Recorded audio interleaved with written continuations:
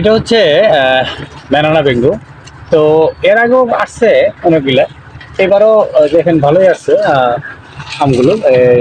এটা কিন্তু একদমই মানে একদম ভিতরে এখনো আটি আটি সঠিকভাবে হয় নাই। রাস্তার পাশে তো অনেকজনেই উঠায় উঠায় নিয়ে নেয়।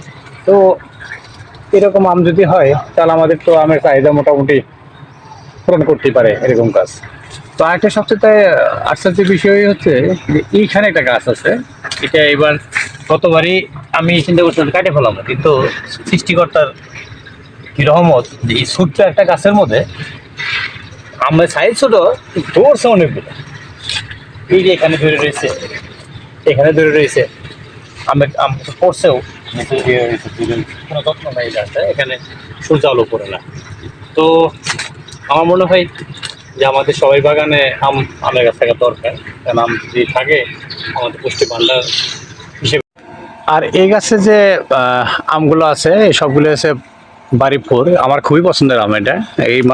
এই আমটা পাকবে জুলাইয়ের দিকে, জুন জুলাইয়ের দিকে। তো আমগুলো খুব স্বাদের। অনেক আমি আসছিল, কিন্তু এবার আবহাওয়াজনিত কারণে অনেক আমি ঝরে পড়ে গেছে।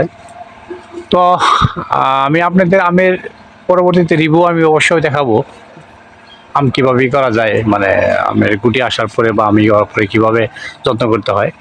তো আপনারা আপনারা দেখলেন যে আম বাগানে থাকলে আসলে নিজের হাতে লাগানো গাছের চারা আম যখন আসে তখন এমনিতেই ভালো লাগে। তো সভাপতি আমার অনুরোধ রইল আমার চ্যানেলটাকে করবেন, সাবস্ক্রাইব করবেন আর ফেসবুক পেজটাকে ফলো করবেন। ধন্যবাদ সবাইকে।